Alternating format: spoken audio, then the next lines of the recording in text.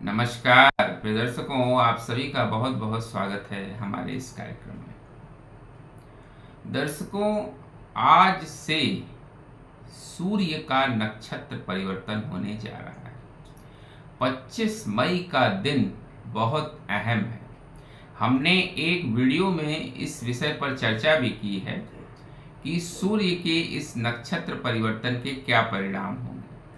Actually सूर्य जो है वो अभी वृषभ राशि में संचरण कर रहे हैं और आज से 25 मई से सूर्य जो है वो रोहिणी नक्षत्र में प्रवेश कर जाएंगे। रोहिणी नक्षत्र जो कि चंद्रमा का नक्षत्र है, शीतलता का नक्षत्र है। तो जब सूर्य रोहिणी नक्षत्र में जाते हैं तो इससे होता ये है कि रोहिणी नक्षत्र, चूंकि ये कोल्ड नक्षत्र है, इसमें नमी पाई जाती है। तो जब सूर्य इस नक्षत्र में प्रवेश करते हैं तो इससे क्या होता है कि सारी नमी धरती की सूख जाती है, ये इसको एब्जॉर्ब कर लेते हैं सूर्य। और इससे क्या होता है कि गर्मियां बहुत प्रचंड हो जाती है। हर साल ये प्रक्रिया होती है, ये कोई इस साल नहीं है कि ऐसा पहली बार हो रहा है। जेठ के महीने में जो है सूर्य रोहिणी नक्षत्र में जाते ही हैं और उस समय प्रचंड गर्मी पड़ती है। पर इस बार खास क्या है? इस बार खास ये है कि 2026 का जो साल है वो सूर्य का साल है और ये जो संवत्सर है ये रौद्र संवत्सर है। जैसा कि नाम से ही स्पष्ट है, रौद्र यानी रौद्र रूप, क्रोध। तो इस समय जब ये नौ तपा की शुरुआत हो रही है 25 तारीख से, ये जो समय है ये बड़ा सेंसिटिव है। 25 तारीख से लेकर और 2 जून तक ये रोहिणी नक्षत्र में सूर्य रहेंगे और इससे इस समय अग्नि की घटनाएं बहुत ज्यादा होंगी। गर्मियां तो अपने प्रचंड रूप में रहेंगी ही, जैसा कि आप देख भी रहे हैं कि इस समय तापमान 40 से लेकर 48-49 डिग्री तक पूरे उत्तर भारत में बना हुआ है। और अभी और जब ये नक्षत्र परिवर्तन आज से हो जाएगा तो इसके बाद से इस टेम्परेचर में लगभग 3-4 डिग्री की और बढ़ोतरी हो सकती है, जिससे गर्मियां अपने प्रचंड रूप में होंगी, लू बहुत ज़्यादा चलेगी, सन स्ट्रोक लगने का खतरा बहुत ज़्यादा होगा। तो इस बीच आपको बहुत ज़्यादा सावधान रहने की ज़रूरत है। ऐसा नहीं है कि इस बार पहली बार नौतपा आ रहा, लेकिन इस बार नौतपा खास इसलिए है कि ये रौद्र संवत्सर है और सूर्य का साल है और सूर्य जो है वो इस समय अपने प्रचंड रूप में रहते हैं। साथ ही मंगल इस समय मेष राशि में संचरण कर रहे हैं।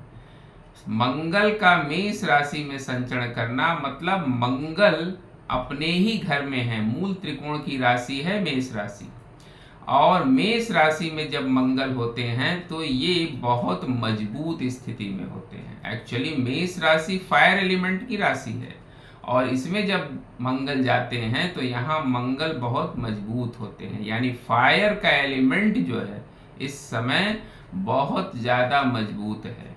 साथ ही इस महीने खप्पर योग भी चल रहा है, जैसा कि आप जान रहे हैं, और उसके परिणाम आप देख ही रहे हैं पूरी देश दुनिया में क्या परिणाम इस खप्पर योग के आ रहे हैं। तो जगह जगह इस समय अग्निकांड, आग लगने की घटनाएं बहुत ज़्यादा बढ़ जाएंगी। क्रोध, एग्रीवेशन इस समय बहुत ज़्यादा बढ़ जाएगा। तो इससे हमको बहुत सावधान रहने की ज़रूरत है। अभी उत्तराखंड के जंगलों में बहुत ज़्यादा आग लग गई है और वहाँ बहुत बुरी स्थिति है। अभी चाइना में हमारा जो पड़ोसी देश है चाइना, वहाँ एक कोयले के खदान में आग लगने की घटना हुई है, जिसमें कितने लोग मारे भी गए और बहुत से लोग घायल भी हुए हैं।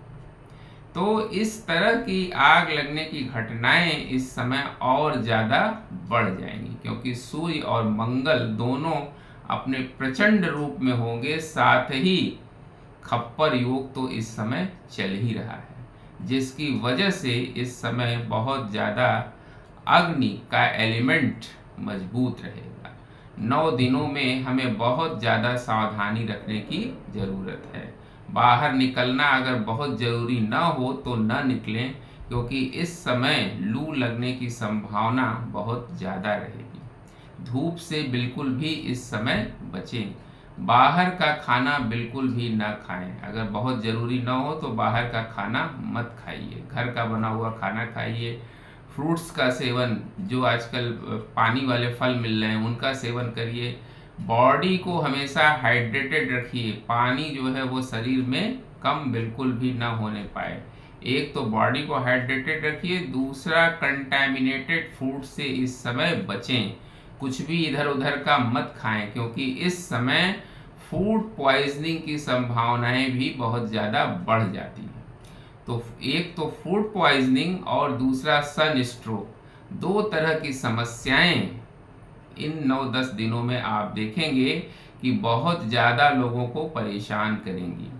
वो हॉस्पिटल ले जाने तक की स्थिति भी पैदा कर सकती हैं। इसलिए आपको इस समय बहुत ज़्यादा सावधान रहने की ज़रूरत है। अगर आप कहीं घूमने फिरने का प्लान पहले से बना चुके हैं तो जाइए, ज़रूर जाइए, लेकिन बहुत सावधानी से जाइए, पूरे प्रोटेक्शन के साथ जाइए, क्योंकि ये जो समय है ये बहुत ज़्यादा परेशान करने वाला एस्ट्रोलॉजिकली दिखाई दे रहा है।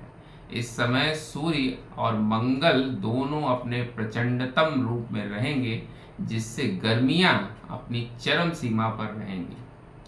तो ये जो नवतपा का समय है इसको बड़े आराम से निकालिएगा।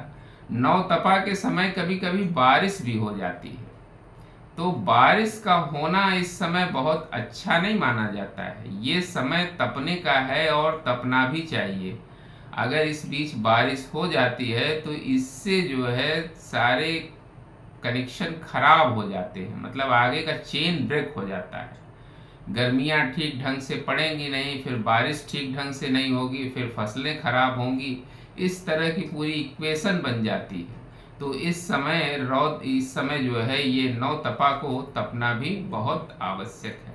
ये हर वर्ष आता है, लेकिन इस वर्ष जो खास बात है वो हमने बताया कि इस साल ये 10 दिनों में गर्मियां अपने प्रचंडतम रूप में रहेंगी, जिससे हमको बहुत सावधान रहने की ज़रूरत है। अधिक से अधिक जो है आप छांव में रहें या घर में बिताएं, ठंडी जगहों पर रहें, ठंडी चीज़ों का सेवन करें, पानी अधिक से अधिक पिएं।